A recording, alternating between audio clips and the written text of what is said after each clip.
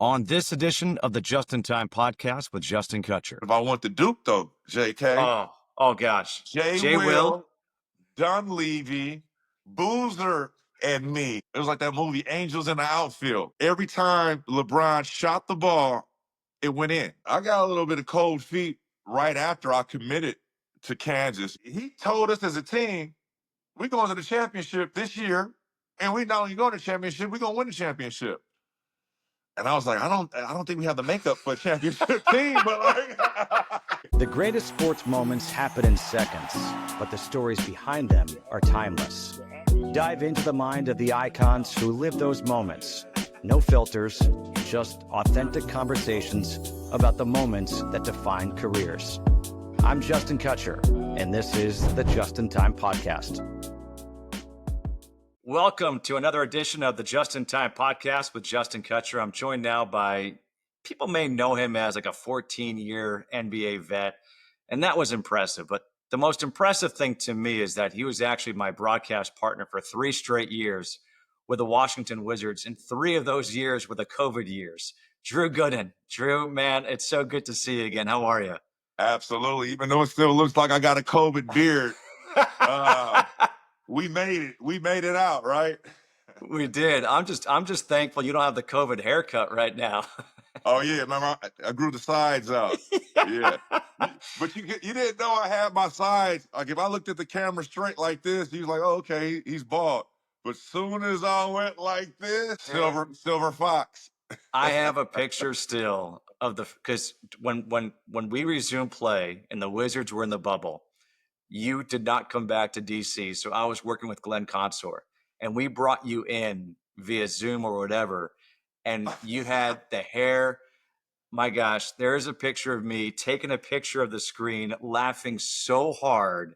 I was dying. It's still one of my favorite pictures. Hey, I'll never forget the comment when Glenn saw me. He was like, wow. Then he was like, you look good. I was like, Glenn, I know you full of it right now, but I'm gonna take it as a compliment. Dude, I love it. You know what's funny is that part of the impetus of this podcast was actually you, because of the experiences that we had together, whether it was flying on the team plane or just going to dinners after, a game or whatever it was, and all the stories that you and I shared. I was like, man, so many people would love to have that access. And I was like, how do I bring that access to them? And so part of why this podcast now exists is because of you. And with that being said, we got to get right to it, because there is so much that you have to offer for people. People don't realize that, if I'm not mistaken, you got your MBA from Columbia. You're like, not MBA. It sounds a lot. I'm not that smart, JK. But okay. yeah. But I got my certificate in business excellence, which was a 2-year ordeal. But I am Columbia alum, so not all the way official MBA. But I have I think I have it somewhere laying around. Hey, dude, I'm not gonna lie. That actually makes me feel better. Like, yeah. I would take that high prestigious compliment right there, but I'm like a step below that. But I am alum. I did graduate. And you graduated. You went back to school and got your degree at Kansas. Yep. So you have that degree. So let's kind of go back, because I remember you telling me the story of going to Kansas, of how you decided to go to Kansas. But that wasn't your first choice, was it? No, it was not. So what happened there? Well, honestly, a lot of people don't realize, and I don't know if you know this story, but I got a little bit of cold feet right after I committed to Kansas. But to rewind that a little bit further, in my 10th grade years, I actually committed to the University of Arkansas. I was supposed to be a Razorback. And the story behind that, and I think I told you the story. I used to visit my mom. So my mom lived in Arkansas once she left California, and I stayed with my dad. So I went to high school in the Bay Area, lived with my father while my mom lived in Arkansas. So I would visit Arkansas in the summers.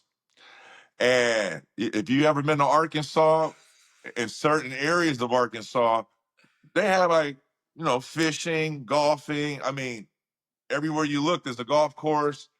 Everywhere you look, it's a bait shop. So it's either pick your poison, go golf today or go fish. So Yeah. I was doing that every time and look forward to doing that every summer to go to Arkansas, get away from the city life. But this one particular summer, I was just bored out of my mind. I didn't want to golf any. I was golfed out. I was fished out. And I told my mom, I said, man, I just want to go play basketball somewhere. Is there a court? Anything, can you set something up for me? A local gym? I don't even care if it's a hoop down the street. I need to get some shots up. And so my mom said, I tell you what, I'm going to make a phone call. I have a golfing partner that knows the assistant coach at the University of Arkansas, Brad Dunn. I don't know what Brad Dunn is doing now. Hopefully he's in good spirits. But Brad Dunn was the top head assistant coach under Nolan Richardson during that Razorback run. And this is 1994, 95, 96. In So 94, they just Arkansas, won. Arkansas is coming off a championship. And I think they went to back-to-back Final Fours. So it was like Arkansas Razorback basketball was huge. It was like their professional sports team. So my mom said, let me make a phone call. So she got in contact with Brad Dunn, and Brad Dunn was like, yeah, we'll bring him over so we'll let him, shoot around on the side, but he can watch the team play, meaning the college guys. So it was like Kareem Reid. He was like the number one dude on that team. He's out of the Bronx. I think he went to St. Raymond's, I believe. Okay. But he was the McDonald's All-American. He was a stud. So he was like leading the pickup runs. And I'm shooting on the side, just thinking I'm just going to watch them play a game of pickup. And Kareem Reid looks at me and says, hey, man, we need an extra one. You want to run with us? Yeah, I'm like 14 years old going on 15. You know what I mean? And How tall are you at this point? I'm like, JK, I'm like 6'3", 4. Okay. Okay. I'm like 6'3", 6'4", you know what I mean? Like nothing crazy, but I Yeah. guess I look like a baller, you know what I'm saying? I don't know. Put it this way. I It's a look worthy feeling. It's a feeling I've never felt. hey, that's why he was like, how tall are you? I was like, man, I don't know if I can tell him the truth. That's to make him feel better. I was like 5'8", JK. Yeah. There we go. still made you feel bad, right? But so I ended up playing pickup with these grown men, and I can't even remember a play. I don't even remember a shot I made. I don't remember anything from playing. Other than that, I held my own. And then after I got done playing, Brad Dunn walks down, who was the assistant coach who set all of this up. Because at that time, there was an NCAA rule that the college coaches can't watch the players play. But I think they were watching. So Brad Dunn came down to me and said, hey, Nolan Richardson wants to talk to you. I was like, what? Like, this is about to be the first famous person I ever met in my life. You know what I'm saying? I'm like, Nolan Richardson wants to talk to me. Like 40 minutes of hell wants to talk to me? Oh my God. So I go to his office, man. And I tell you what, his office was like, it's like the prototypical any like Hall of Fame coach that's won national championships at any sport at the college level, with the red oak trophies, nets, pictures with Bill Clinton. I mean, he had it all in there. I mean, this was a luxurious coach's office. So I walk in and I'm like, that's fucking Nolan Richardson. I'm like, palm sweaty, shaking. So then the first question he asked, he's like, where are you from? So, I told him where I was from, told him my story. And then he said, we have a camp next week. Can you stay and come to this camp? And I was like, you know what? I live in California. I'm supposed to be flying out in the next couple of days. I don't know if I could even afford to come to your camp and switch all my flight arrangements and stuff. And he basically pulled out his card. and said, "Hey, get to see your mom and have her call me. We'll figure all that out." So I guess I guess that was a little bit of NIL before Yeah. NIL, you know what I'm saying? So my mom comes and picks me up, and she was like, "How was it watching the guys playing pickup today?"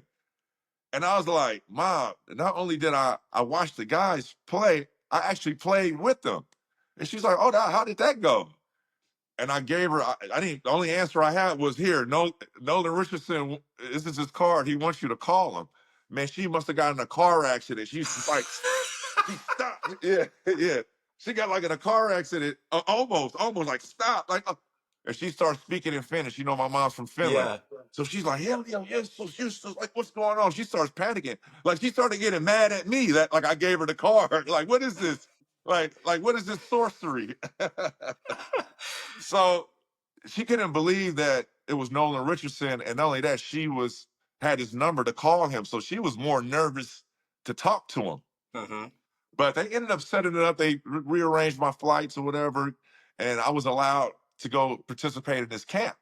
So I participated in this camp for about a week. It was at the dorm rooms. I got away from the house for a week, so I had something to do around basketball. So it was a great experience, that camp. I ended up getting MVP of the camp, which is crazy. So now the next follow-up conversation in his office was, we want to offer you a scholarship to the University of Arkansas. Would you like to come? You know, as a kid at that time, that was the first time I ever talked to a college. I never got a recruiting letter before. I said, yeah. I was like, Yeah. yeah, I'll come. Of course I'll come. Like, yeah. But little did I know that I just made a verbal commitment when saying that. You know what I mean? Yeah, I'll come. I'll come to Arkansas, coach. So I didn't know that I verbally, literally committed to the University of Arkansas, and I was supposed to be a Razorback. I mean, I left there with Arkansas gear. When I got back to school that fall, I had Arkansas this letters. Everybody was like, "Yo, what happened? What happened this summer?" But yeah, that was my story with Arkansas. But then the following year, I ended up going to ABCD camp, and let's just say Arkansas wasn't the only school recruited me anymore. Now, if I remember correctly, you told me that Nolan Richardson said, "Don't go to any camps, don't speak to any other coaches, nothing," right? You have a great memory. I'm impressed. I'm impressed. So that following year, ABCD camp is coming up, and I was invited to that camp. And Nolan Richardson was like, "Why are you going to ABCD camp? You know, we're sponsored by Nike. You know, that's an Adidas camp." Like, so he was trying to throw all these curveballs. Bless his soul. I mean, as you're supposed to do as a recruiting in colleges, you think it's tough. It was tough then. It's even tougher now. So Right. he didn't want me to be seen. He thought he had, a diamond in the rough, which he had. And sure enough, I went to ABCD camp to, broaden my horizons. And boy, did I do that. Okay, so After that, yeah. after that, you broaden your horizons, you're getting flooded with letters. I'm imagining every school is coming after you, Well, including I really didn't know what I was doing at that camp until my dad called me. He's like, "Yo, what's going on over there?" He's like, I was like, "What's going on?" He was like, "You're on the front page of the USA Today." I was like, at that time, I thought USA Today was like a local paper and like that we got. I thought the USA Today was like, I thought everybody in my neighborhood got the USA Today. I didn't know that was like that's the USA Today. Okay. I thought that was the paper he read every day. I didn't know that was a big deal. You know what I'm saying? Yeah. So he's like, "Yeah, you're on the front page of USA Today. Like, you're doing some damage." So that's when it hit me. I was like, okay, I am starting to separate myself and kind of position myself for a bright future surrounding basketball at the college level. Yeah. So, well, I mean, 14 years in the NBA, that's a bright future as well. Okay, so you verbal as a sophomore, I think it is, to Arkansas, and then you end up going to Kansas. Who else was in the equation? All right, so my top five schools. I'm getting old. I don't have these grades for a reason. We had Kansas, Duke, Kentucky, North Carolina, UCLA, and UConn. And you got to remember, I couldn't keep a 5. I had a 6, and I just named you 6 schools and didn't even say Arkansas. I I couldn't even know. throw Michigan in there before Arkansas. And the reason why is Arkansas, when it came down to the recruiting process, Roy Williams, what separated Roy Williams from all the other coaches that came to my house and all the other coaches I had a conversation with on the phone? All the other conversations, I was getting promised starting positions, maybe possibly being a one and done. Come to my school, I could get you, I could make you a pro. You're gonna be a pro. You're gonna play 35 minutes as a freshman. Yada yada yada. You're gonna start.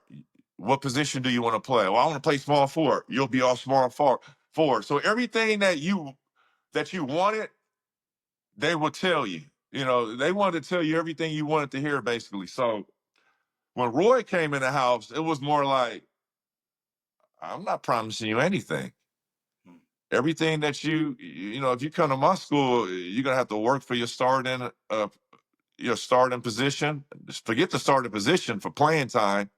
On Sundays, you got to go to church. I have class checkers. If you're not in class, you have 6 a.m.s. You got to go run. It was like structure, and it was something that caught my attention, and I didn't know it at the time that I actually liked that challenge. I took it on as a challenge, and I didn't know at the time that I was a competitor. I was a highly competitive guy, so I was like, "Oh, this man." He said he's not promising me a starting gig. He's not promising me a playing time. I got to go to church with him. I like that. I got to like. It was like his recruiting style was a little different than everybody else's, and my dad, you know, he basically told my dad, he's like, you know, if I recruit your son, you know, I know you're a father. He has kids too. I'm gonna treat your son like he's my son. You know what I mean? So it was a more family environment, I would say, in a recruiting process where not only myself wanted the challenge, but my family felt it was a safe haven. So ultimately, through all those schools, I picked Kansas. And by the way, if I'm not mistaken, in your recruiting class, was it Nick Collison and Kirk Heinrich? Yeah. So when Nick Collison, he was actually in my class. 1999 had a hell of a class, man. We had a lot of pros. If I could just go down to some of the McDonald's All-Americans, I mean, Jason Williams at Duke, Jason Richardson, Carlos Boozer, Michael Dunleavy, Nick Collison, Kurt Heinrich, Donnell Harvey, DeMar Johnson, Keith Bogans, Joe Forte, Kenny Satterfield, Roger Mason. I'm missing like 10 more pros. Nene, Karan Butler. I'm missing like maybe 6 more pros that I can't think of right now. Samuel Dallenberg. All came from that class, JK. That's sick. And these are guys that played me 14, some 15, 16. I mean, hell, Jamal Crawford wasn't even a McDonald's All-American. He played 20 years in the NBA, and he was our class, Jamal Crawford. So I mean, we had some hitters in my class, my senior class. So what was this cold feet thing you got about going to Kansas? Well, Nick Collison, I committed to Kansas before Nick Collison. So when I said, hey, you know what, I'm coming out, I verbally, well, I had to decommit from Arkansas. I had to decommit from Arkansas, show my respect to Nolan Richardson, and told Roy, hey, I went on an unofficial visit, played with the guys, saw that, took my first official visit, and it was a one and done. I was going to Duke the following weekend, and then Michigan, I think the following weekend after that. But once I took my Kansas trip, I was like, what? I'm wasting time. Like, let me commit and let me put the pressure on all the other power forwards. We had 2 guys in particular, was Nick Collison and Carlos Boozer. They played my position. Those guys are McDonald's All-Americans. They had Kansas on their list just like I did. So after I took my unofficial and my official, I had Duke lined up the next weekend. I had North Carolina, Michigan lined up. I said, you know what? Kansas is the school. I'm going to Kansas before Booz commits, before Nick Collins commits. Even if they commit, that's all good. But I'm going to Kansas. So I committed early. I didn't even take any other trip. Kansas, I just had the feeling that Kansas was the school.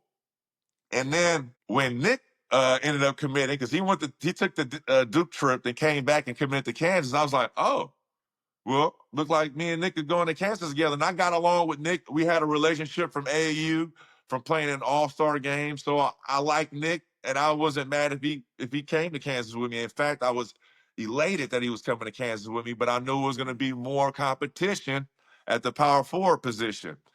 But one mistake I did make.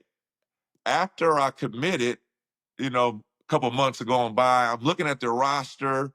I'm getting to see them in real time. You got to remember, I committed and signed before my senior year. So I had my whole senior year to watch Kansas play before I got there. They had Lester Earl, who was a McDonald's All-American. Eric Chenoweth was a McDonald's All-American. Luke Axel was a McDonald's All-American. Ashanti Johnson was like a 26-year-old JUCO transfer that went to Utah who had game. So I'm coming in there with like 4 guys that play my position before me and Nick Collison even gets there. And I'm like, that's 6 guys that like are pros possibly that I'm going to have to go battle it out. And this goes back to that conversation that Roy had. Is like, it's going to be competition. You're going to have to battle this out if you want to get playing time. So I started kind of panicking.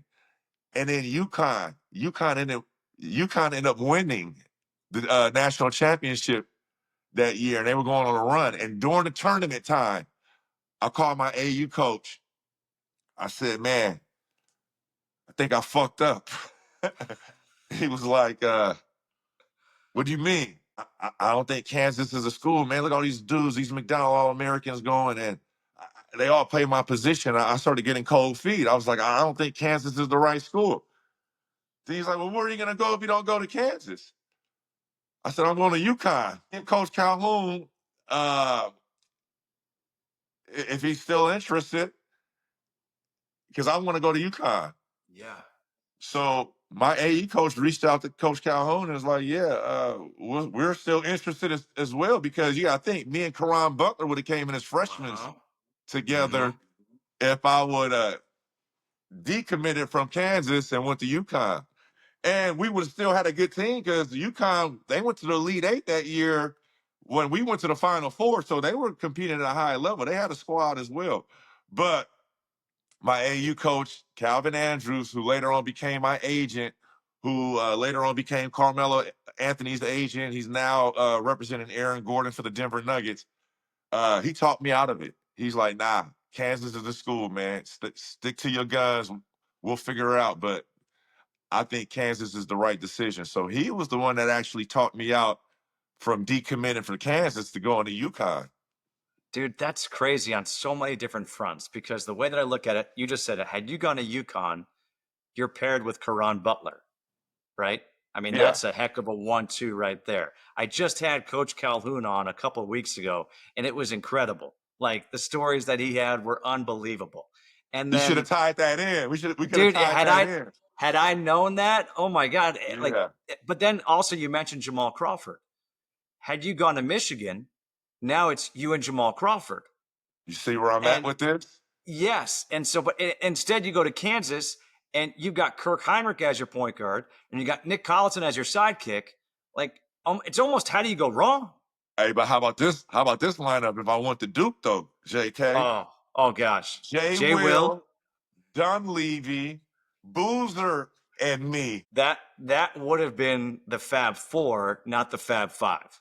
That would have been crazy. And they ended up getting a guy by the name of Nick Horvath that could ball back in the day from Minnesota, who ended up kind of playing that second fiddle, make or break. If he balls out, he balls out. If not, he's going to be a doctor or a lawyer or something. You ever think back to those days and be like, man, did I make the right choice? What could have been? I'll tell you what, after the first 2 weeks, first of all, when I got dropped off with my bags and that long drive between MCI Airport to Lawrence, Kansas. Lawrence, Even though it's only 50 minutes, even though it's only a 50-minute drive, it's 50 minutes of no traffic, no stoplights, and tumbleweed. So the 50 minutes feels like 2 hours. Yeah. And then I got halfway we were on K10 or Interstate 7. We were on 71. Excuse me, we were on 71. And I said to no, we were on 70. We were on 70. And I said to that's how you know I'm getting old, JK. I'm battling with my brain about which interstate it was. I'm about halfway to campus, and I look out the window. I said, I don't think I made the right. I don't think I made the right choice. But you know what? It was the best choice because ultimately, now when you look up in Allen Fieldhouse, my jerseys is in the rafter.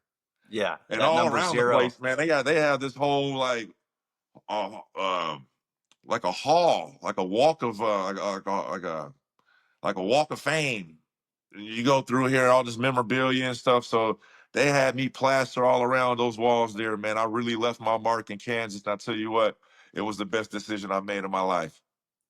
I mean, I could say that you go back to Kansas now and you are a godlike figure. I mean, people to this day, if you say Drew Gooden, they're like, oh, Kansas.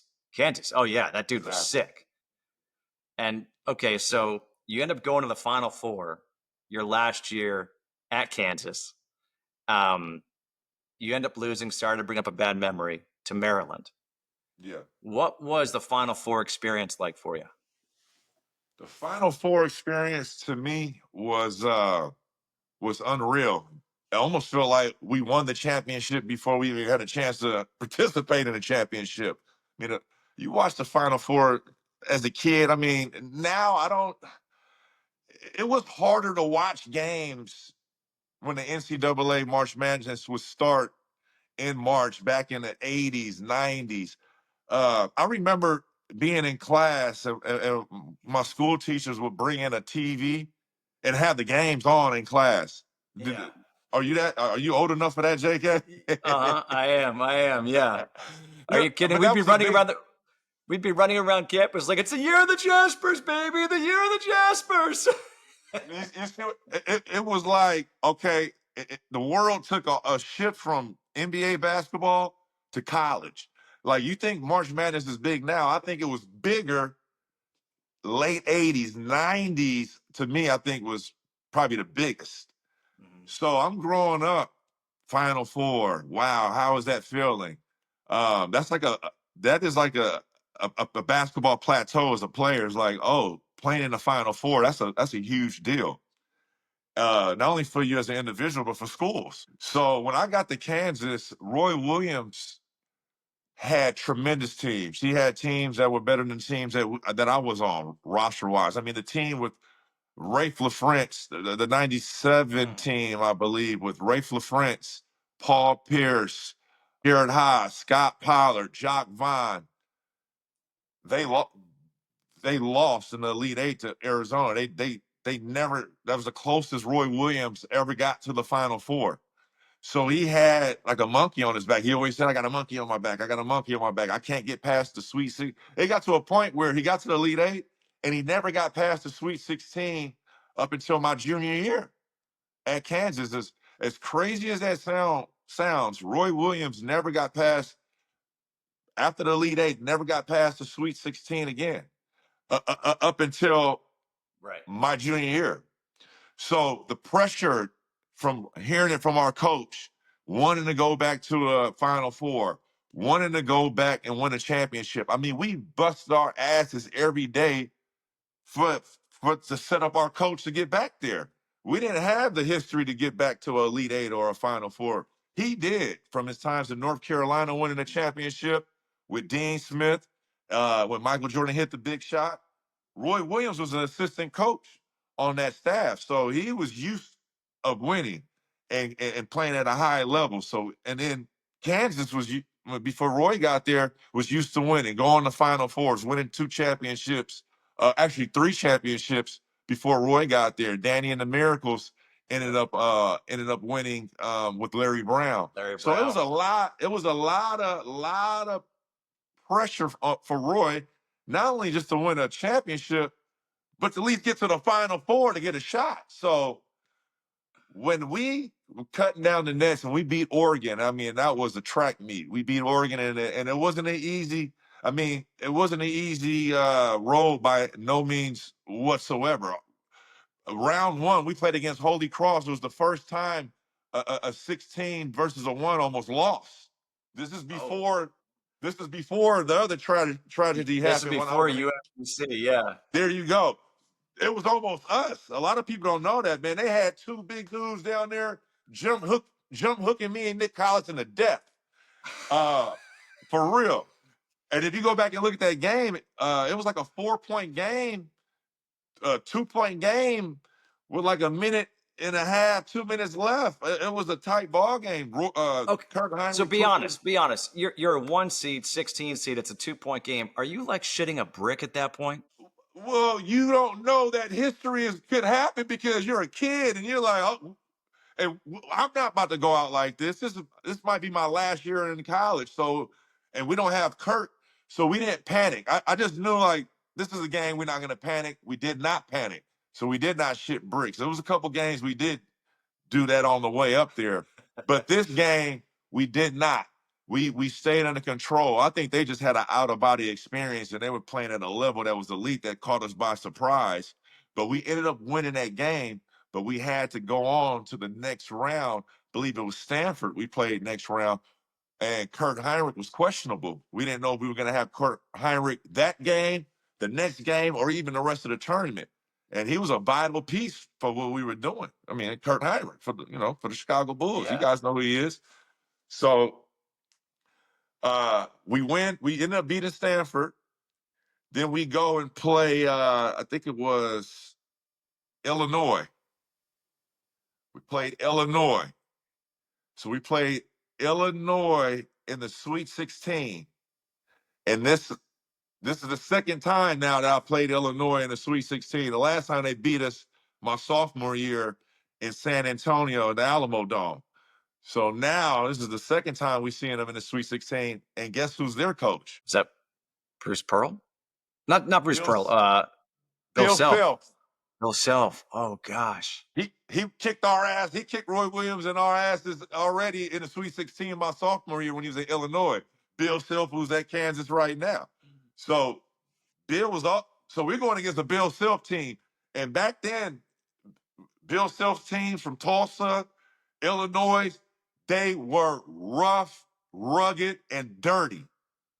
When I tell you, don't play by the rules, physical half-court basketball, big Frank Williams, who played in the NBA, was their point guard. Brian Cook, Sergio McClain, Big Archibald. I ended up Archibald, who was from Ireland. He was big, strong guy. I mean, they had pieces. So what was it? Luther Head that played in the NBA, Blandon Ferguson. They had some guys on this roster. So we see them in this Sweet 16 again. We beat them, and then we go to Elite Eight. Is that right? Is that how that works? Yeah, we go. Yep. Yeah, we go to Elite Eight, and you go to and you play against Oregon. We play against Oregon. Fred Jones, Luke Ridnour, Chris Christopherson, who was like 7'4". They had Rob Williams, not Rob Williams. I think it's Rob Johnson. Rob Johnson, another played like KG, looked like Kevin Garnett. That was a track meet. So we led the country in scoring at 1. Oregon was 2 in scoring that year. Man, when I tell you, I think that game went in the hundreds. I think it was like 104 to 102 or 103. That game was a high scoring game. But when we won that game, I think I had like 20 and 20, and Nick Collison had like 20 and 20. I think we combined for like 40 and 60. It was crazy. When we won that game, I felt like we won the national championship. And now I know people say, don't do that. We got more. Like when you get to the championship, don't celebrate like you won the championship. I understand why people say that, because I feel like all the pressure Like, we did it. We're cutting down nets. We're getting to the Final Four. Look how happy Roy Williams is. I haven't seen him this happy ever since he was recruiting me. You know what I'm saying? Look how, like, we were just elated. I mean, we was on cloud nine. So we in the Final Four, and when I tell you this is the first time Kansas has gotten to the Final Four since Danny and the Miracles, when we flew back to Lawrence, Kansas, it was crazy. It was bananas. You'd have thought we won the championship. But we had to come down off this high now. It's like, yo, we forgot we didn't win. We still have to go fly to Atlanta and play against Maryland. First game of the Final Four. So that Final Four was us, Maryland, and Oklahoma. Kelvin Sampson, who coaches at Houston right now, and that Oklahoma team kicked our ass in the Big 12 tournament that same year. And made it to the Final Four. So we knew if we even got to the Final Four to play against that Oklahoma team, we could have lost. So Indiana, I think, sorry, Jared Jeffries, who's one of our good friends. We knew that was going to be a cakewalk. Like, Indiana didn't really have no business. Indiana didn't have no business being in that Final Four. You know what I'm saying? It could have easily been a team like UConn, Duke, or somebody like that.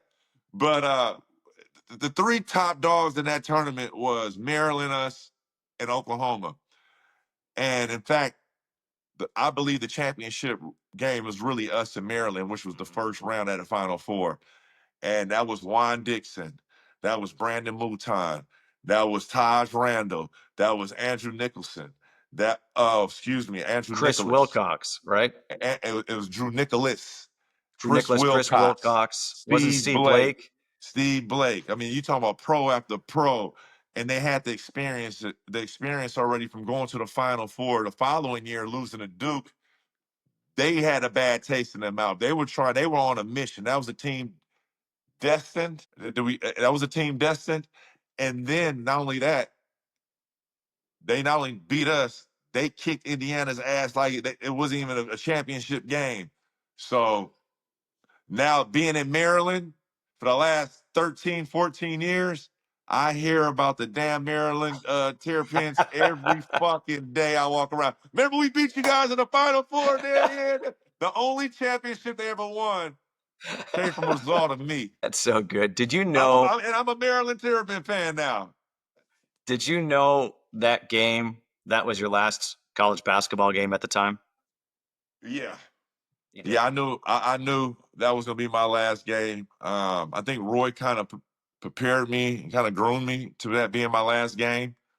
He already told me that my jersey was gonna get retired in the Raptors. I mean, I was getting every reward and award that you can imagine. From I came in second. I should have won the John Wooden Award, and I'm saying this, and I'm not sounding like a disgruntled, like, because I actually forget all the awards and rewards I've gotten throughout the years surrounding basketball, but this one you always rubbed me the wrong way because I was the NABC National Player of the Year, which was a prestigious trophy, very hard to get. And it was either me or Jason Williams that year. And Jason Williams was collecting a lot of awards, just like I was that year. First team this, Pete Newell, big man of the year, me, whatever the Oscar Point Robertson guard, right. point guard award is, whatever that is now. So then you get to the Wooden Award. The Wooden Award is like the Heisman for us. And I was like, if it's any award I want, I need that Wooden Award. And this is when John Wooden was still alive. I mean, this is a big deal to be able to meet this man and throw on a suit, get flown to LA and go to the Los Angeles Athletic Club, throw on the jacket and hear your name be called. That's some big time shit. You know what I'm saying? Like that's our Heisman. That's our Heisman. Yeah.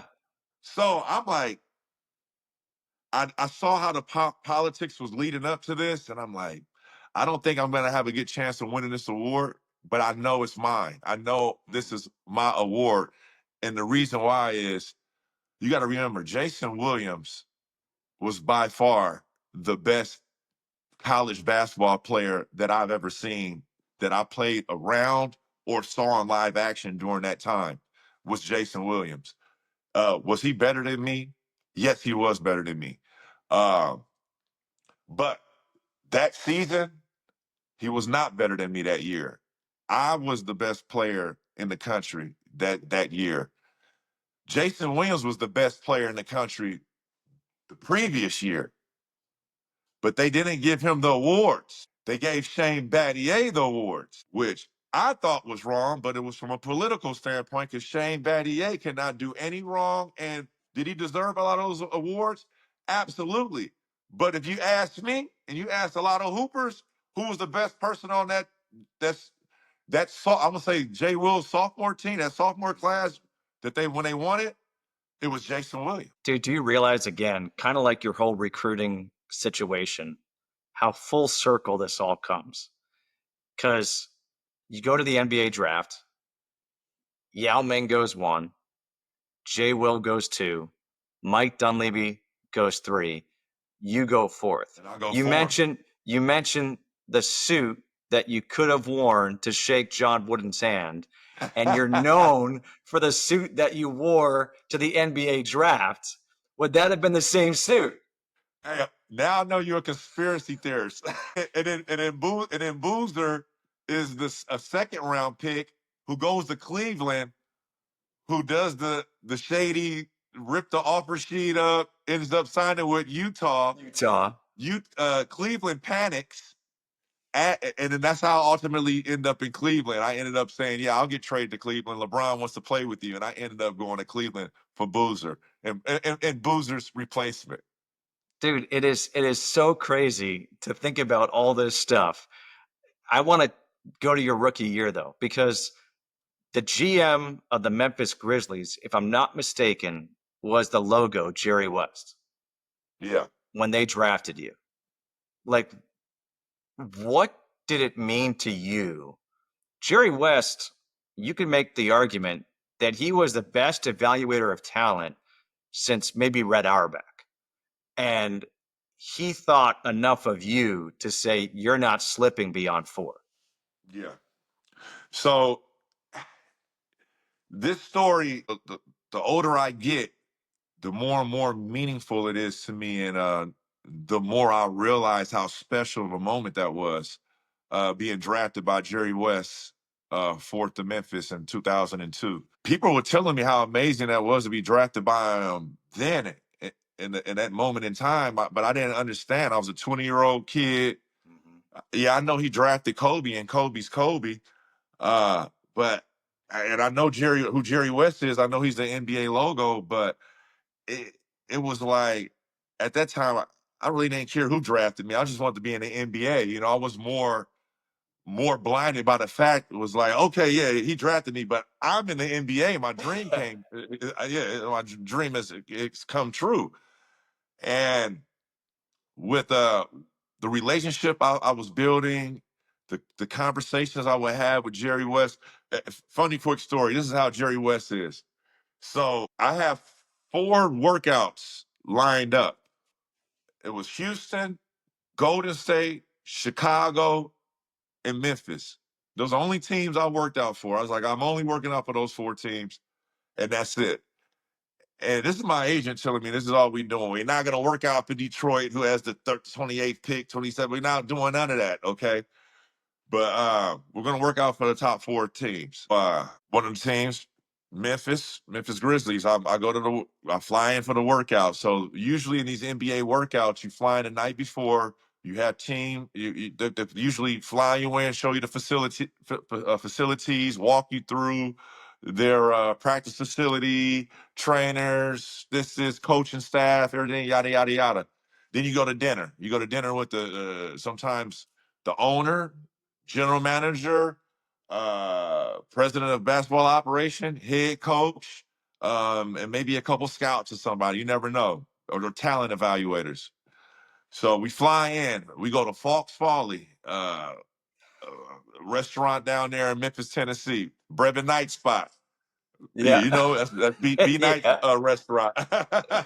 Yeah. So we ended up having dinner there, and it was him, Dick Versace, who was the assistant to Jerry West, who had a lot of history. Dick Versace was under Chuck Daly in Detroit for the Pistons in all those years with Mike with Brendan Malone, who's Mike Malone's father for the Denver Nuggets. So that whole group of guys. So Dick Versace was at the table at that dinner, and Jerry West was up front with me after the dinner. He said straight up, "You want to work out tomorrow?"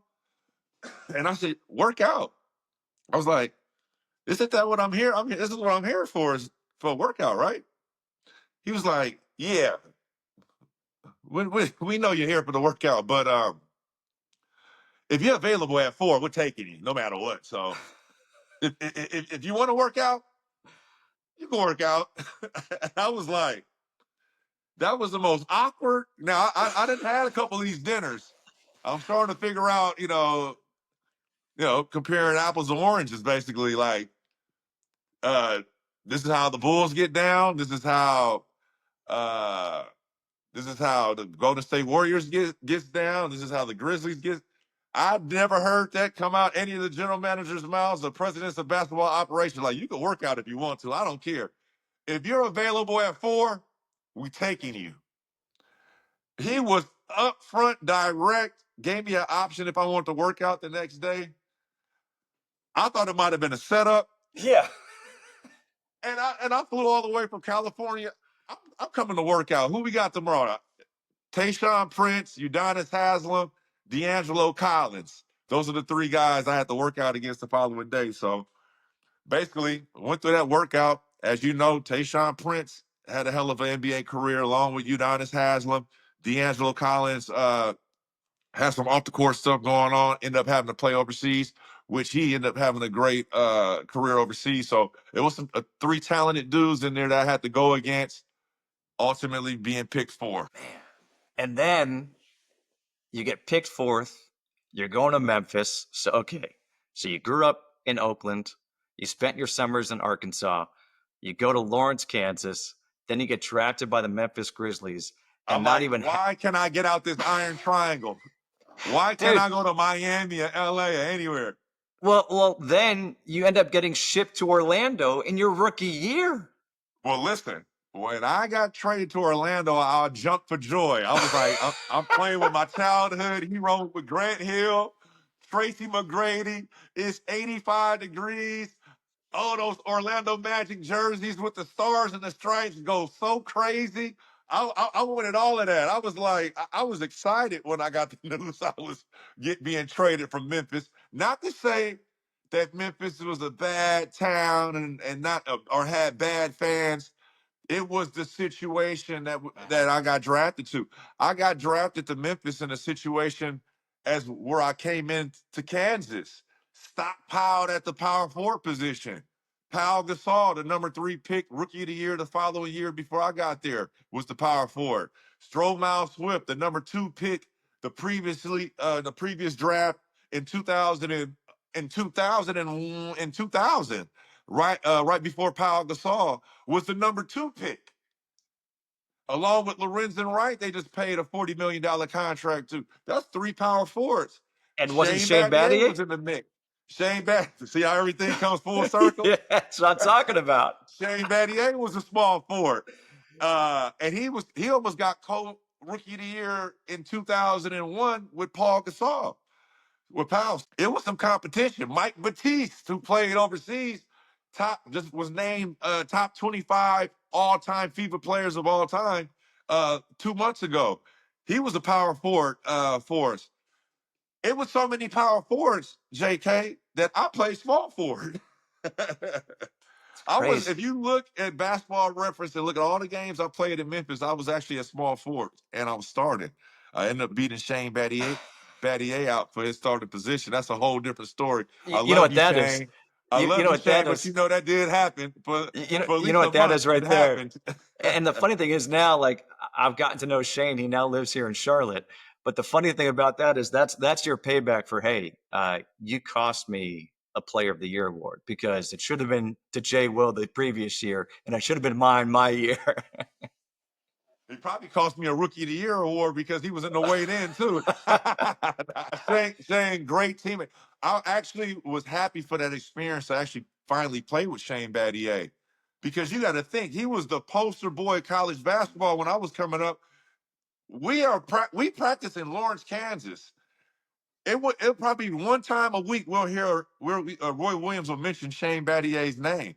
And a lot of people don't realize this, that Shane Battier, his last two schools, I believe, he almost went to Kansas and committed to Roy Williams. Wow. I think his last three schools were like either Michigan, Duke, and Kansas, because Roy Williams is like, that was the one that got away. I mean, when Shane Battier would have a quote in the paper, Roy Williams would put that quote up in our locker room. If somebody would have died for a ball in a game, he would literally show us Shane Battier clips from Duke games, Duke playing against somebody else, and show them in our locker room, like, this is how you're supposed to do it. This is how you do that. So Shane Battier, it was actually an honor for me to finally play with Shane and actually see it up close and personal, how he prepared, how professional he was, how competitive he was.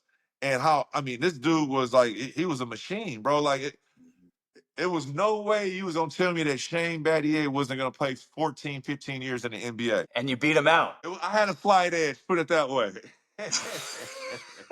I got the award around the corner. It takes me a couple steps. I'll go get it if you want to see it. No, I believe you, man. That's really cool. So, okay.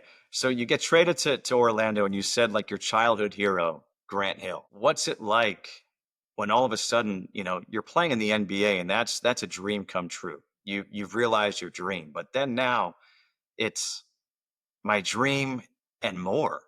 Like, I'm playing with this guy that oh my gosh, like he was the one I looked up to. I was at awe. I was a kid that never thought I was going to go to the NBA, but I dreamed about it. I prayed about it, but I did. I always got to a point to where I like realization, like reality actually would hit and be like, man, this is not happening. You know what I'm saying? Let me instead of being a sports management major or a comms major, let me get into business econ. So I came in as a business economics major my freshman year at Kansas. I wanted to be a stockbroker. Wow. I didn't know. I didn't. I thought stockbroker was like a good job back then. That we call it a stockbroker. I don't even know if that's. I haven't even heard that term. You know what I'm saying? It's either you like a financial advisor, wealth management. Like I want to be a stockbroker. Let alone a basketball player. But I remember my agent said, "Ain't too many 6'10" people on Wall Street." I remember my Calvin Andrews said, "Ain't too many 6'10" dudes on Wall Street with a briefcase." But I didn't think I was gonna go to the NBA. But it was a slow process for me, unlike these other guys.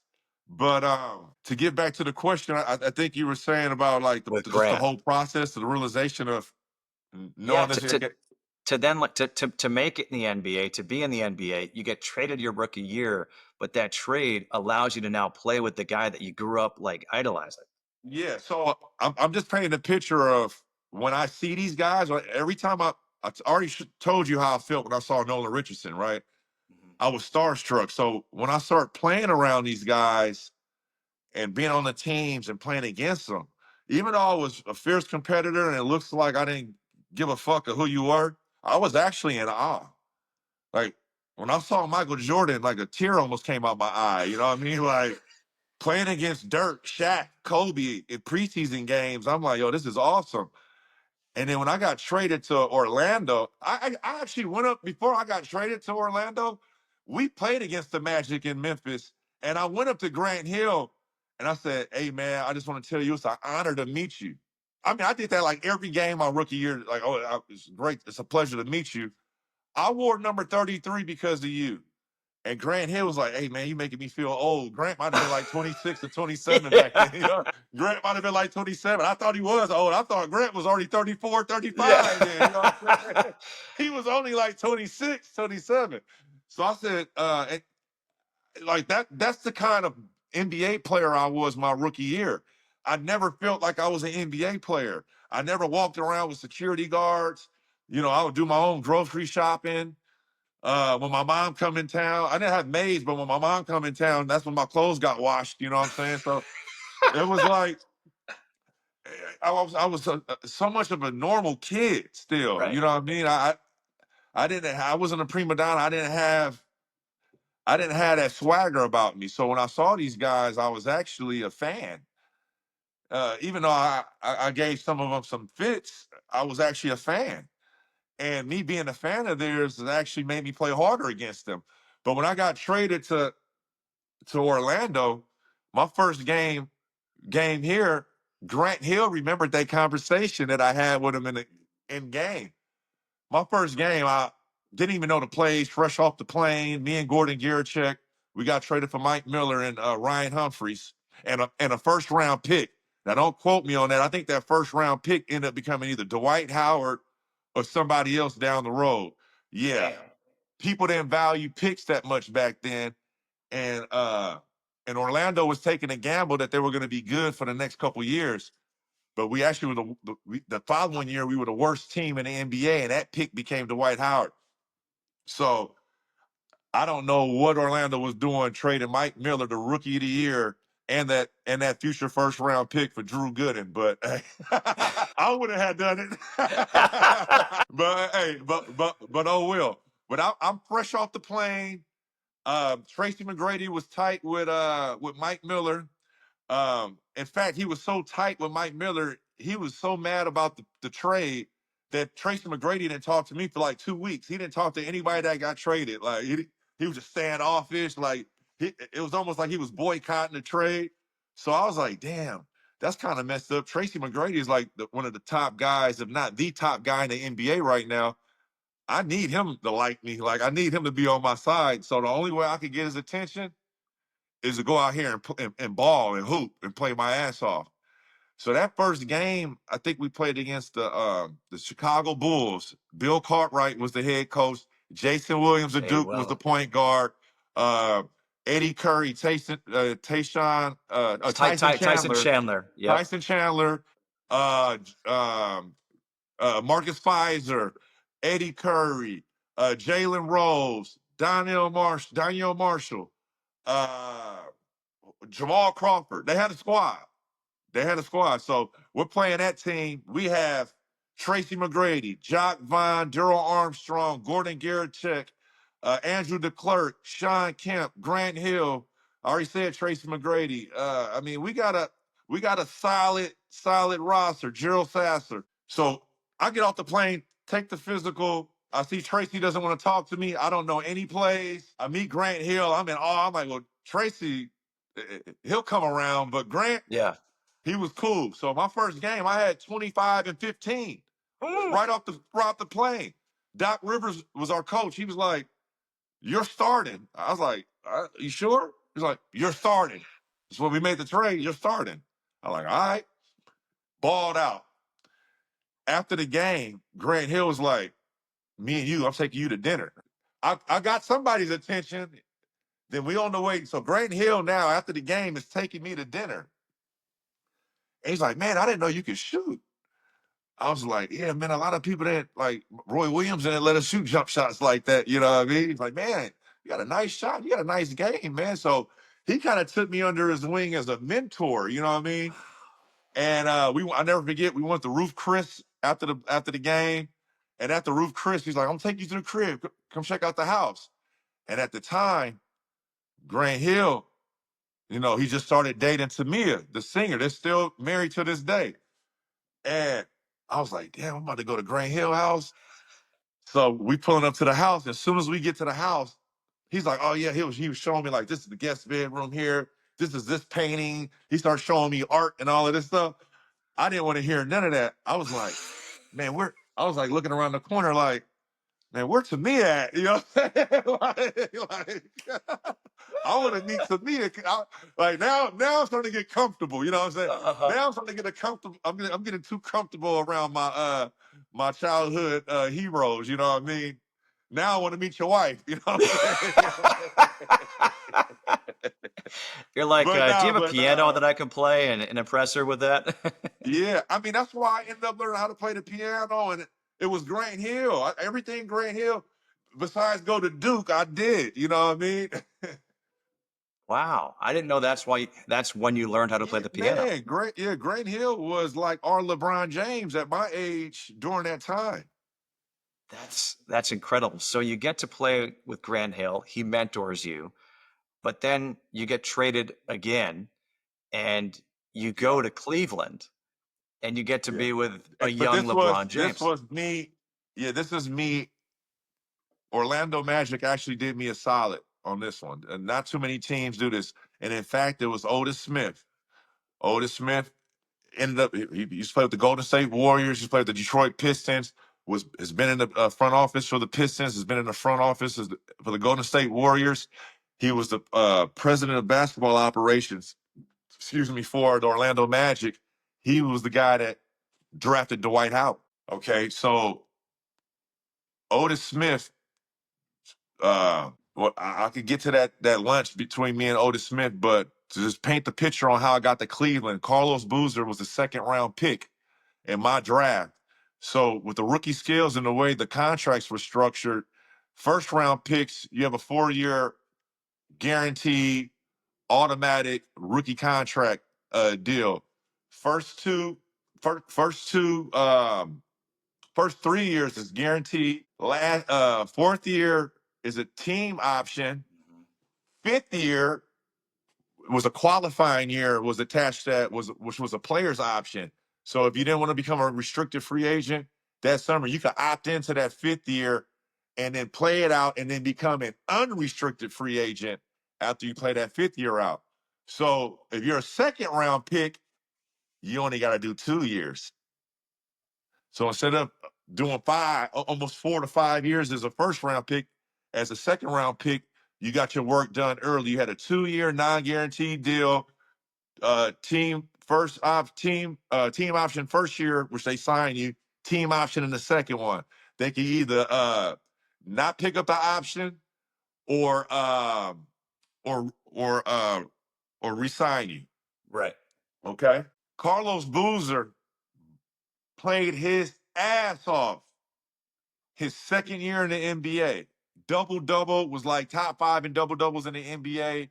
Played well with LeBron James his rookie year. This was the second year. Now the team has a choice. A, extend him to a deal or let him become an unrestricted free agent.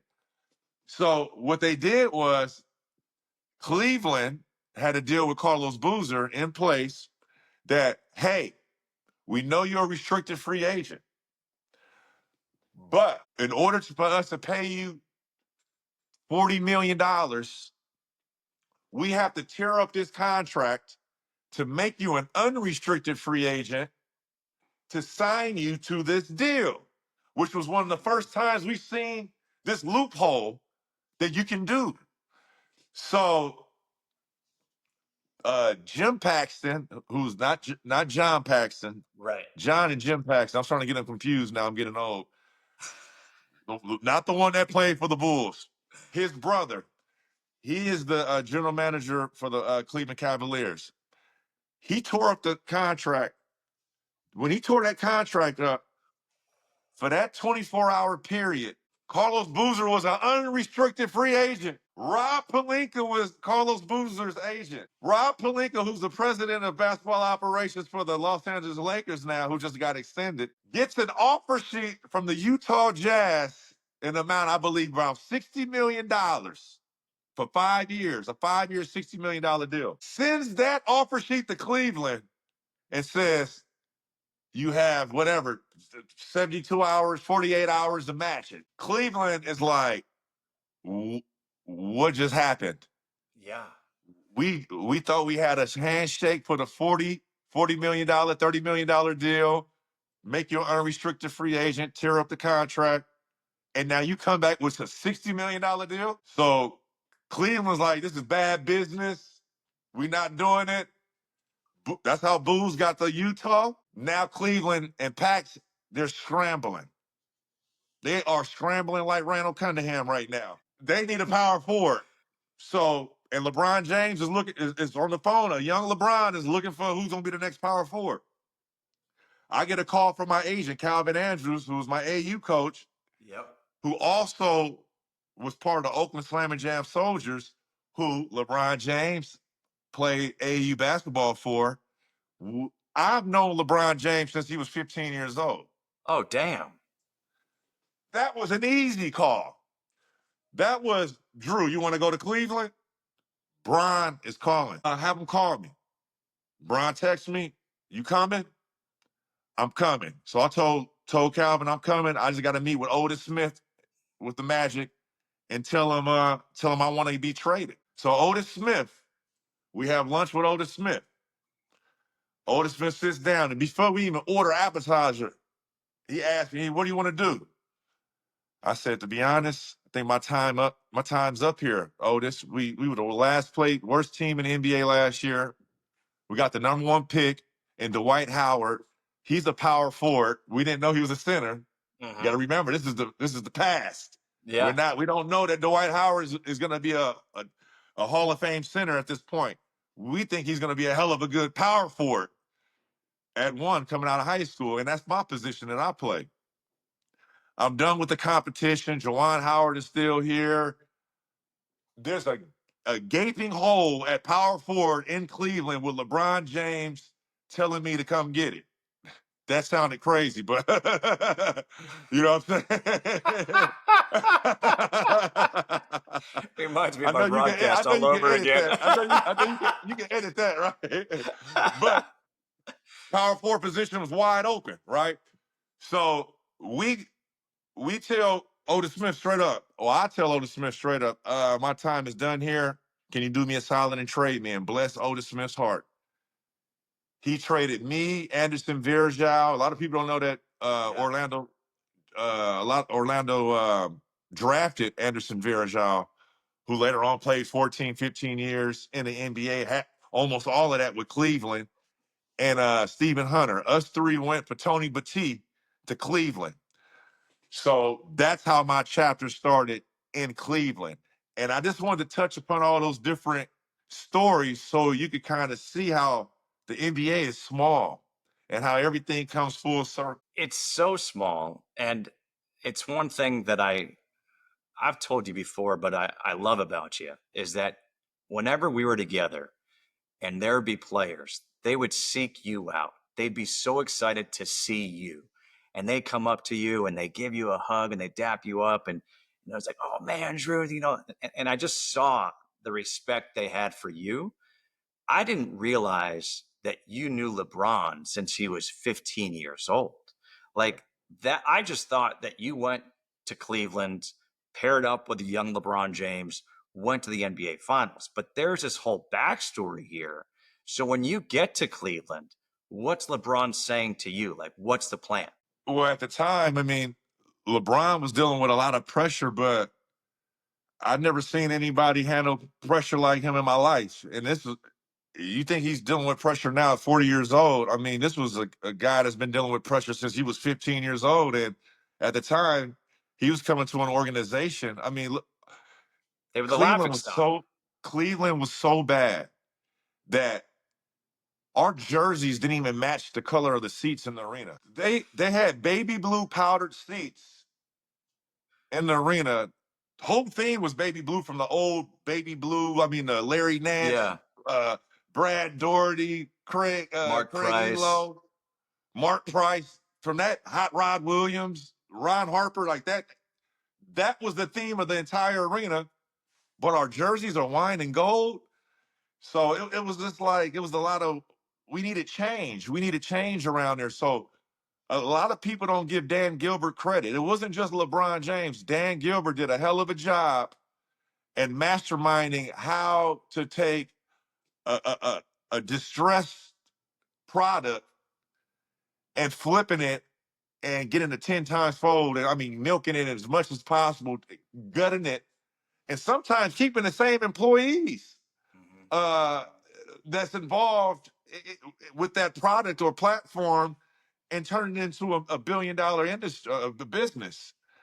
He's done this with multiple companies. So the reason why I brought the seats up is because Dan Gilbert, he comes in and the first thing he does is he wanted to see what do the players want? What do the players need? What do the employees need? What does the janitor needs? What are the needs for our fans? What are the needs? It was what are the needs not for the ownership, but what are the needs for the people that are surrounding this game and this damn basketball? So that's how he kind of came in there, and it was a culture shift. So he came in there, as crazy and dumb as it sounds, and as little as this gesture was, he changed the color of the seats. Once he changed the color of the seats to match the jerseys, we were like, oh, well, our locker room needs it needs a remodel. Well, what do you guys want in your locker room? Man, then dudes start going crazy. They was like, we want an Xbox. And some dudes like, nah, I play PlayStation. Nah, I play Xbox. No, I play PlayStation. Well, put them both in there. So we had an Xbox and a PlayStation in the locker room. With a TV. I mean, this is state of the art. I mean, this is 20, that's almost 20 years ago. So we were the first team with TVs in our locker room. When I mean TVs, I'm not talking about a big box TV. I'm talking about somehow they put a flat screen uh, and flushed it into the back of our lockers, and we had DVD players, we had headsets, we had our whole entertainment thing in our lockers. Uh, he built a practice facility. Our practice facility had a cafeteria where players we could eat as many times as you want throughout the day. You could just pull up and get shots up. There'll be a chef in there cooking. In fact, it was so open. It was so much of an open door policy. We could go and grocery shop. They had a freezer where they stock all the food. I mean, ribeye steaks, tomahawk steaks, snow crab legs. I'm probably telling Damn. on myself right now. I should have not probably been back there. But I used to go grocery shopping. Hey, look. Hey, hey. I would go back there. I'll never forget my mom was in town and I wanted her to make some crab legs. She's like, go to the store and go get some crab legs. I was like, nah, I know exactly where I'm gonna get these crab legs. Man, when I tell you I came back with these damn king crab legs like this long, it had to be about $600-700 worth of king crab legs. My mom was like, where you get that? I was like, oh, I'm at the practice facility. That's all you can eat. But but that's just painting a kind of a picture of how much he went in for the players and just to make our life easier. Only thing we need to concentrate on was basketball. And he did the same thing with the business operations. He did the same thing with everybody who was in the basketball operations outside of wearing the jerseys. So when you saw that culture shift change, all LeBron had to do was hold up his end of the bargain. Is keep being LeBron, keep doing what he's been doing. And when I tell you, our arena was selling out. Superstar celebrities were coming in town. Our in-game production was like something that no other team besides the Detroit Pistons had. I mean, we had fireworks. Our introductions in the NBA was it was ahead of its time. Like, I mean, we know the Chicago Bulls Chicago Bulls, introductions was yeah. crazy.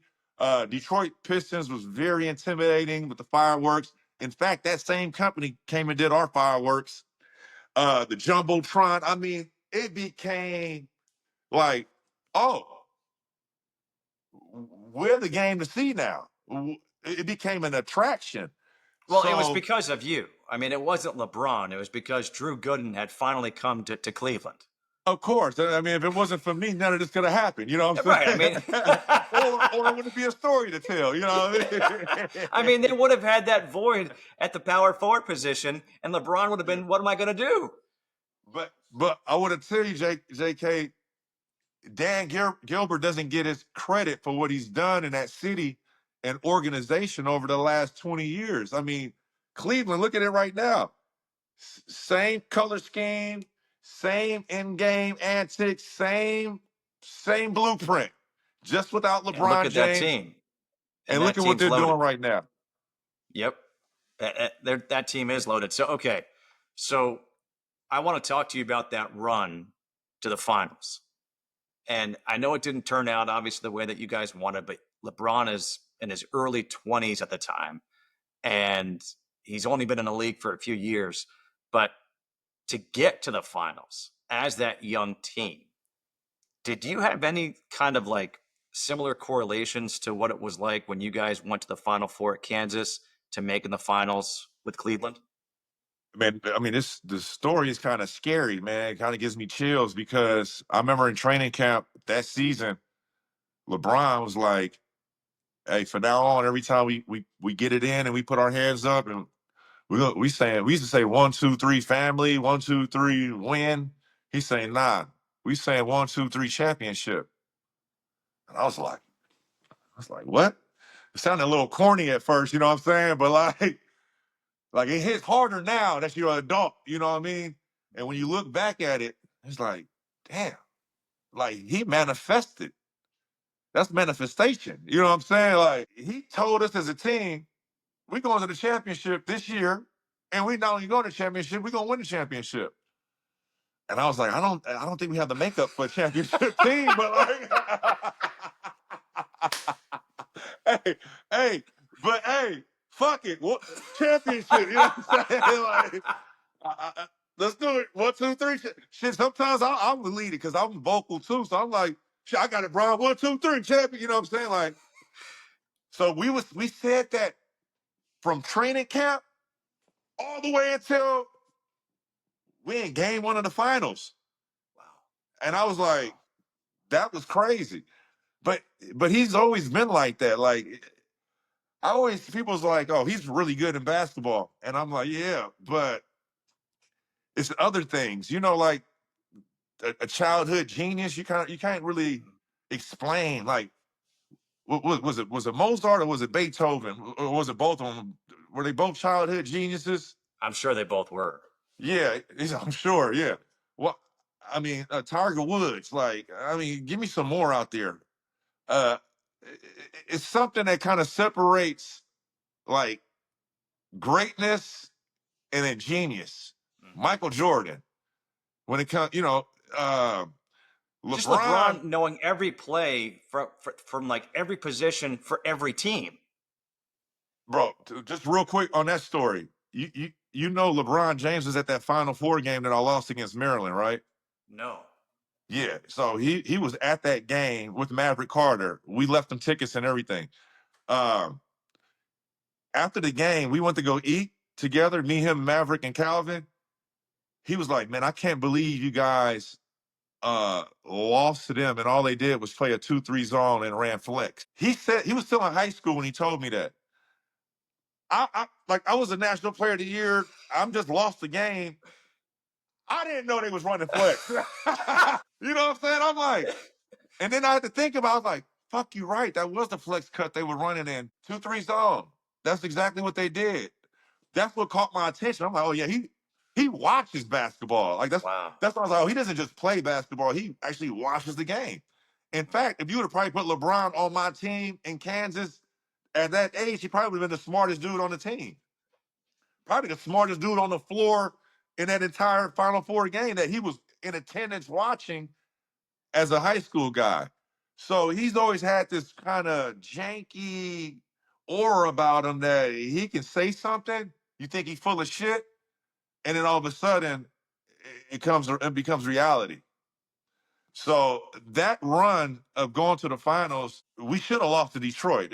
Like that's where the buck should have stopped. I mean, that wasn't an easy round 1. I think it was we played the Washington Wizards, which was not an easy team to beat. They ran that Princeton offense with Eddie Jordan, Gilbert Arenas, Antoine Jameson. Now I'm getting old. I'm mixing names. Antoine Jameson, Karan Butler, Brendan Haywood, Tom Thomas. I mean, they were loaded. We beat them. Second round, New Jersey Nets. Talk about a tough ass team. Jason Kidd, Richard Jefferson, Vince Carter, Kenyon Martin, Mikey Moore, Brian Scalabrine, uh, Christic, Ninad. They had a squad, bro. They even had a couple other guys that came off the bench that were all right that year. Not Kerry Kittles was old, but anyway, that team was stacked with Lawrence Frank being the coach. We beat their ass 4-2. We like that team could have went to the Yeah. finals again. So we beat them. Then we go to Detroit. Detroit, my rookie year, up 3-1 with Tracy McGrady. They beat us. They come back and beat us. I think 2 years in Cleveland, we play Detroit in the playoffs, lose the first round, the second round, some, and then again we played them, lost another round, maybe the second round that time. This time we're seeing them in the Eastern Conference Finals, and I never forget. I said, bro, it was almost like the Golden State Warriors. Like, it don't matter how well you play, you got to play the Warriors. If you want to get to the championship, you got to go through them. That's how the Detroit Pistons, that's how they were for 10 years in the Eastern Conference during that time. If you want to get to the Eastern Conference, if you want to get to the finals, you got to get to the Eastern Conference Championship and play Detroit. So I'm like, damn. I'm tired of losing to these dudes, bro. I'm ready to fight Rasheed. I'm ready to fight Ben. I'm ready to do whoever. I'll fight the coach. I don't care. I'll get kicked. I'm not losing to Detroit no more. I'm done with this. And if I lose to them again, I'm getting traded to a Western Conference team. You know what I'm saying? So we playing Detroit Pistons. This is my third time now playing them in a playoff series, maybe even fourth. They go up. It's the same story again. They go up 2-1 in this series. Then they go up. Then we go up to it either went one. We either split 1-1, and then they won the first one at home, and then we won the second one. We either split home and home. Then we went up there. They won. We we no, we lost. We were down 2-0. I don't have it memorized, but Okay. I mean, now this Anyway. was the series that LeBron went We crazy in the played fourth we quarter, played right? them in three different playoff series, and it goes back and forth. And I mean, it's like them like football games, man. But this time that we had to play them in the Eastern Conference Finals, we get up to Detroit. This is game 5 in Detroit. Pistons are up 2-1. Does that sound right? No, it would be like 2-2 or 3-1. 2-2, 3-1. If it's game 5. So the series is tied 2-2. Okay. All right. The series is tied 2-2. We go to Yeah, Detroit. you're right. You didn't get that NBA. Man, it's the memory of these basketball games and all these damn different games. I'm surprised I could get this far, mixed with a little CTE. So you got two. You got we 2-2. We headed up to Detroit, right? This is game 5. Everything is going against us. In the hole, playing from behind. Officials giving them every call. Every call. I'm talking about all it takes is Rasheed Wallace to look at you wrong. You're not going to call it. All it takes is Ben Wallace to look at you wrong. You're not going to call it. Man, Chauncey Billups, Rip Hamilton. I mean, the list goes on. These dudes got the entire officiating staff crew on pins and needles. We are not getting no calls. We're getting cheated. I'm just telling you, we're getting cheated. We're getting punked and we're getting cheated. They're not making the right calls. Everything is going against LeBron James. That third to fourth quarter, man, it was like that movie Angels in the Outfield. Every time LeBron shot the ball, it went in. It didn't matter where it was at. If he had his one eye open, one eye closed, both eyes closed, blindfolded, one hand behind his back, do a cartwheel and go into a jump shot and 1-3. It was all of that, man. It was like he was throwing the ball in the air and it was an invisible angel catching it and dropping it in the hoop. Yo, I'm serious. I still have not seen a performance like this. Forget live or in the game. on TV. I mean, this thing, it was crazy. To the tune of, it was 1 against 5. If you look at the clips, if you could go back to these, look at these clips, LeBron's at the top of the key dribbling it. Everybody is looking at him, his teammates and the Pistons. I'm not flashing. There's no movement on the backside. Everybody's just watching.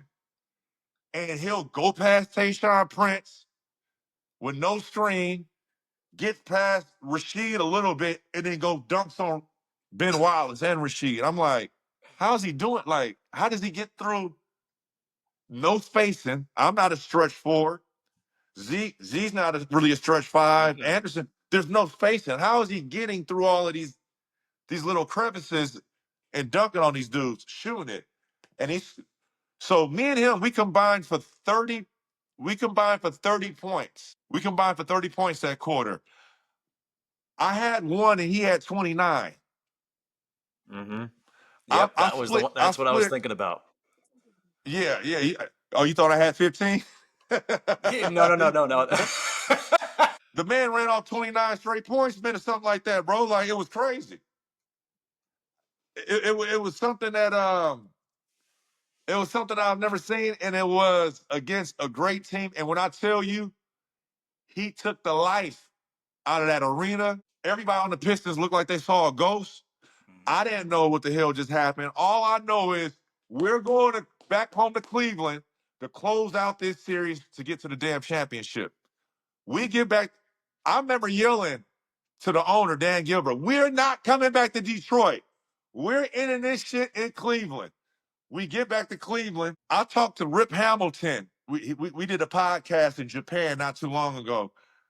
I asked Rip Hamilton because we talked about that game, and he was like, he never seen nothing like it before. So he is on the opposing team saying he never seen no shit like this either. So Rip Hamilton, we're talking about this story, and he told me that after that game, R.I.P. Flip Saunders. Flip Saunders was the head coach at that time. After the game, Flip Saunders said, okay, guys, we got practice at 3 o'clock tomorrow. He's like, no, we don't.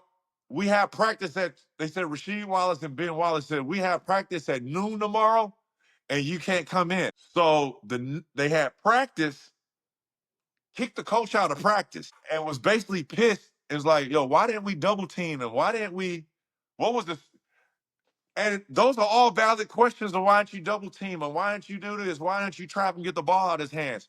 But he was doing so much amazing shit that everybody was just stuck in awe.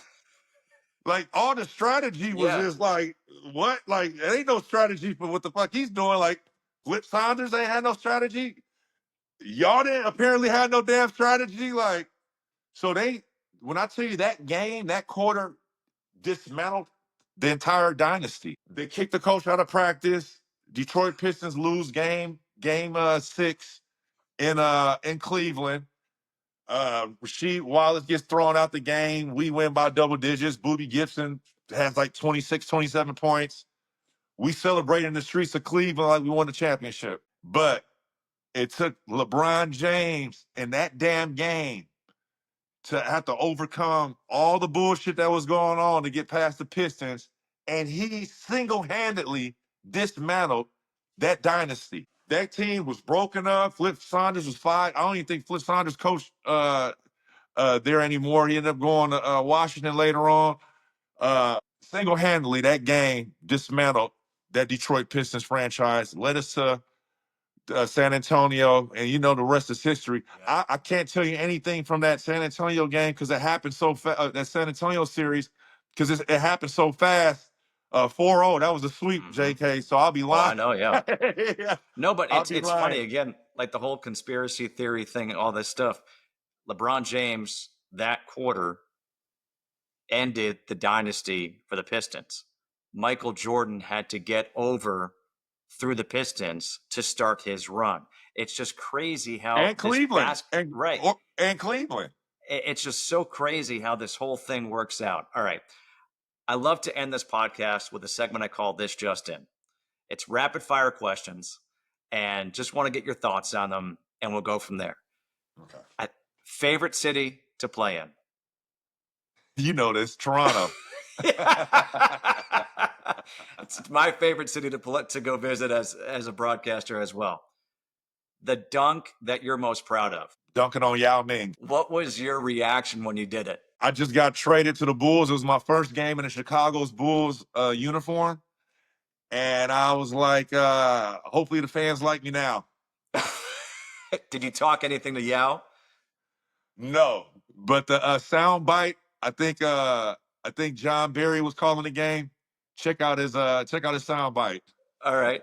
Awesome. Best teammate you've ever had. Best teammate I ever had. Now, hopefully they're not listening, because about 5 of them are gonna get mad. But if I had to pick one, I'm gonna have to say Joakim Noah. I had a feeling. You guys are really tight. He turned out to have a pretty darn good career. Yes, You he played did. you played for 10 teams, and I'm including Sacramento, even though it was just for one game. I'm counting that. I like to count that. I have the jersey in a frame. Yes. Okay. My question was going to be this: how many of those teams that you played for do you have a jersey from? Okay, I thought I had all of my jerseys. I gotta find my Clippers jersey. And you know what's crazy? I still forget that I played for the Clippers. Like every once in a while, the Clippers jersey, and then the first time I know. Now I tracked down the first time I played with the Wizards. See, if a lot of people don't remember, it was a version 1.0 versus the version 2.0 Drew Gooden. So Yep. I actually played for the Wizards when they had the Wizard jerseys, the blue ones, and the puke color jerseys. Yep. If I can find that 90, that'd be a classic. And I think I know who has that jersey. I don't want to bust them out right now, but you just reminded me. But that jersey and the Clippers jersey, I do not have, but I have all the other ones. Awesome. What was the impetus to shave your head? How old were you when you decided to do it once and for all? Mill pattern balding. You guys ever heard of that? You had the receding hairline in college. I remember seeing it in college, and then all of a sudden, shaved head. I had a lot of jokes, man, a lot of hairline jokes. So I was always one of the dudes with the perfect hairline. You know what I'm saying? Yeah. Got the barber and all of that stuff. So, coming up, like hairline jokes, we always, at that age, because you don't know who's going to have one or who's going to lose their hair. So that's the big thing around amongst men is, oh, man, your hairline receded. Oh, you losing your hair. Yeah. So I had a lot of jokes for a lot of those guys that were receding, but I was watching game film, and this is what I had here in Memphis, and I went to go shoot a free throw. And when you shoot a free throw, you put your head down like this. Yes. And I went like this. And I said, oh, and I paused it. And you can see my scalp. I was like, oh. I went straight to the bathroom. And by the time I came back and pressed play to finish watching the game tape, I was looking like this. That is so good. And by the way, you still look the same. It's unbelievable. It's awesome. Appreciate it. Even with the grays, right? Even with the gray. I mean, I know when you go on TV, it's no longer gray, and I respect that. Drew, man, I can't thank you enough. I miss you so much. We had so many great times during those crazy 3 years in DC. People ask me what I'm most grateful for. Obviously, I'm most grateful the fact that I met my wife, Connie, in those 3 years in DC. But right behind it was getting a chance to work with you and form like a brotherhood. I remember our first call, and you answered the phone that day. You're like, hello? And I'm like, is Drew there? Who's this? Drew, hey, what's up, man? It's Justin Kutcher, your new broadcast partner with the Wizards. Oh, what's up, man? And after that, bro, it's amazing because you got to remember, you kind of broke me in from a rookie aspect of my first time being in it, because I got tossed in the fire. I just want to apologize to you on how bad I was when I first started. Oh, stop. No way, man. And how raw and uncut I actually was. And it was a unique time because I was trying to learn this business and navigate with COVID. And I just always feel like we never got a really fair shake on really getting in depth of calling games, on how I understand on calling games now. Because all I can always hear you say, man, I wish we could do this live. I wish we could be on side. I wish we could be on the road and have more of those experiences. But I tell you what, the ones that we did have are memorable. And like I said, just calling those games late night in the studio, West Coast trip, leaving at 1:30, 2 in the morning, not knowing if anybody's even watching. You know what I'm saying? Yep. Like those are the dog days, man, and very memorable that I cherish. Learned a lot from you. Some things still resonate with me to this day on how to take notes, how to prep, uh, monitors, cameras, lighting, program, isolation monitors, shit that I didn't even not know that I did not know was going on. That you were telling me, you was like, hey, fix your ISO. I'm like, what's an ISO? Is that like you give me the ball and I like start dribbling? You know Yes. what I'm saying? So I just want to tell you, man, thank you for being there on my first stages of this, man. And I'm happy for you where you are right now, your career with what you got going on here with the Justin podcast. But more importantly, where you at with your family and life, man, being happy with your wife, Connie. That's a beautiful thing. And it's great things in store for you guys as a family. I appreciate that, man. I really do. And I remember our last game together was in Atlanta, and I can remember the game ended. We finished up with our post game responsibilities, and you weren't doing the last game of the season. And you hugged me and you said, "Dude, I don't know what's next, but I love you, bro." And I said, "I love you Yeah. too." And I feel the same way today, and it's 3 years later. That's crazy. I can't believe 3 years has gone by. Man. Um, but congratulations on being a father for the third time. That changed since we were last together. And you know what? I have a sneaking suspicion there's more stories here. So we may have to come back and do this again because this was a ton of fun. Let me know, man. I know you're gonna have to edit some of this shit, but it's all good. Dude, we're not I'm editing long-winded. anything. Please forgive me. Don't, no apologies, man. Thank you so much, and Great enjoy some catching up, downtime. bro.